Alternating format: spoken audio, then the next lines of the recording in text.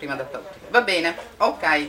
Grazie Sami, scusi. Mascherine antivirus, tutto esaurito nelle farmacie di Padova. Per i rifornimenti bisogna attendere marzo. In città la comunità cinese è tra le più popolose, lo si è visto anche nelle celebrazioni del Capodanno con numerosi eventi in programma in questi giorni. I cinesi residenti a Padova però sono preoccupati per quanto sta accadendo nel loro paese con il coronavirus che continua a mietere vittime. I morti sono saliti ad 81 nelle scorse ore e così è scattata la corsa alle mascherine.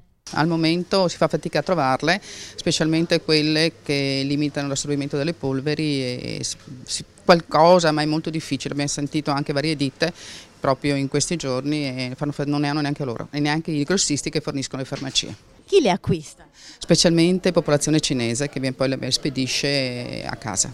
Accade anche mentre noi siamo all'interno della farmacia, una cliente cinese chiede le mascherine ma sono esaurite. Qui in via Facciolati mercoledì arriveranno ancora qualche pezzo ma sono gli ultimi. Nelle farmacie sono rimaste solo le semplici mascherine a 3 veli, per intenderci quelle che usano i medici in sala operatoria, ma quelle i clienti cinesi non le vogliono. In linea di massima preferiscono quelle più spesse, poi vanno via anche quelle che sono a 3 veli che possono aiutare però non hanno